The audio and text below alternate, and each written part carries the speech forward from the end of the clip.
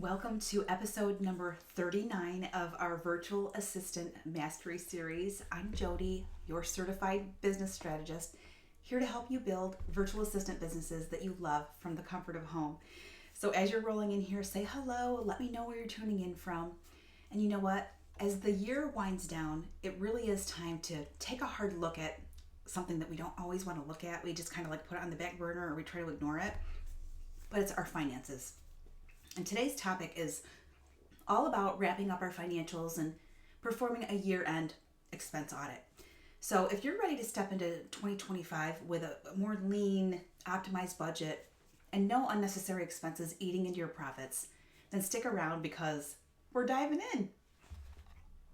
So strategy number one today is going to be all about downloading and organizing your financial data, okay?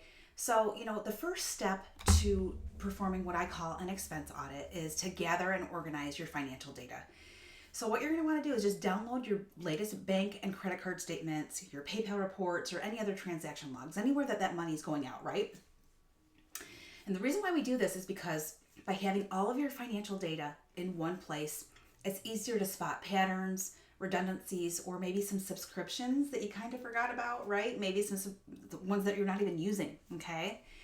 So you can use different tools, all right? There's different ways of doing this, but to keep it simple, just use a tool like Google Sheets or Excel to import your transactions and categorize them into expenses such as subscriptions or tools or client expenses and, perhaps personal withdrawals, okay? And you can easily do this by going to your online banking, log into your online banking, and there should be a way to export all of your transactions into like a CSV file, which you can then open in Google Sheets or in Excel. Okay. All right. So just remember that organizing your financial data, that's the first step. Okay. And that really it's the foundation for a successful audit, and it shows you exactly where your money is going, which we need to know, okay? 'Cause sometimes, we get busy and things happen and we sign up for these things that, we get excited about, right? And then sometimes we're not using them and we forget because we're in the everyday busyness of running our businesses. So that is the very first step, okay? Is to organize that financial data so that we can know what's going on, right? We know what your numbers are. All right, and strategy number 2 today is to identify your unnecessary expenses. So now that you have your data, right, and you have it categorized, now what you can do is just take a look, take some focus time to look for some recurring things going on, some recurring expenses, or maybe some tools that you're not using them regularly, right? I mean, do you really need, 3 graphic design subscriptions, or can one do the trick?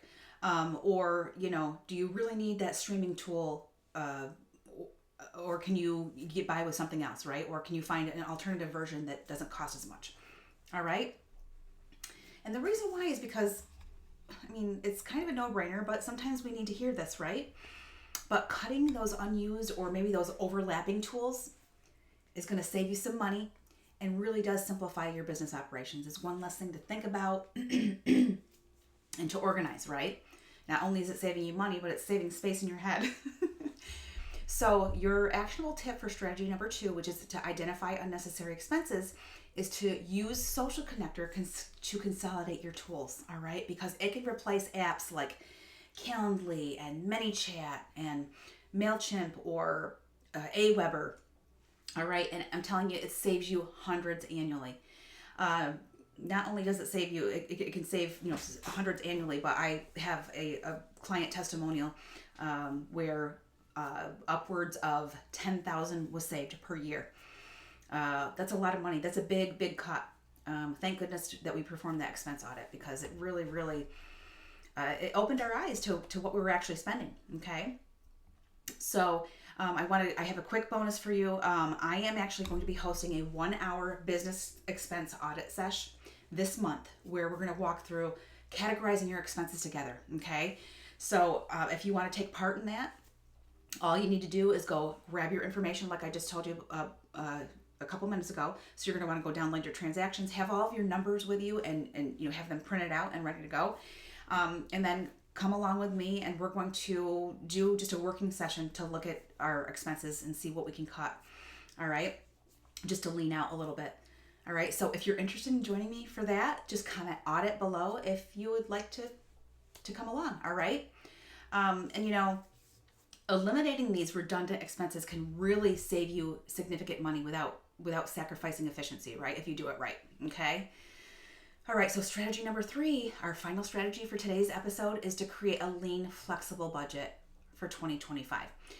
Once you've cut those unnecessary expenses, now it's time to create a budget for the new year that really focuses on the essentials and leaves some room for growth too, okay?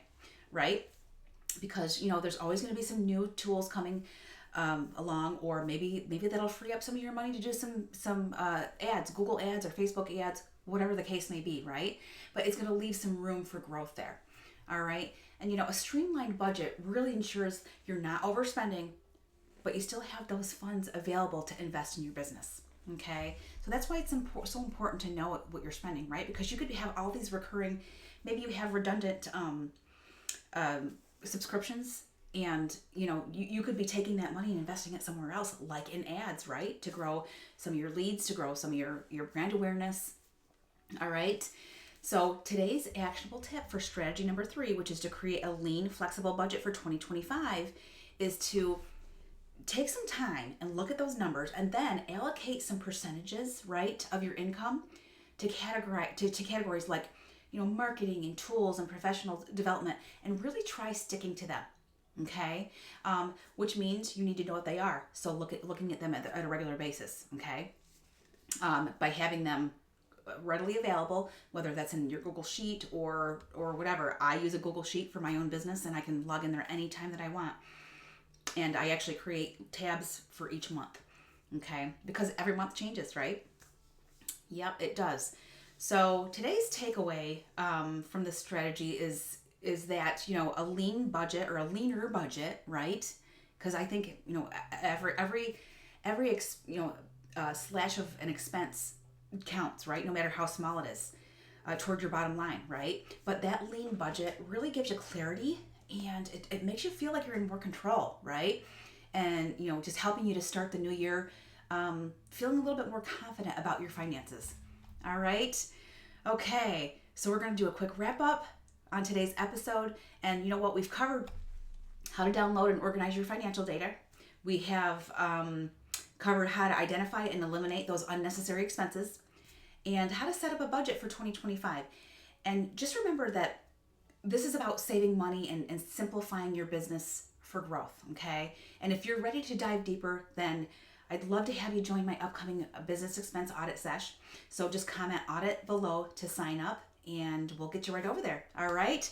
So that is it for today's episode, you guys. Just remember to keep learning and keep growing.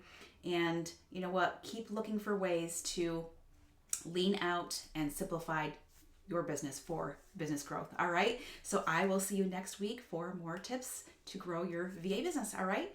Great to see you. Thanks for joining. Bye.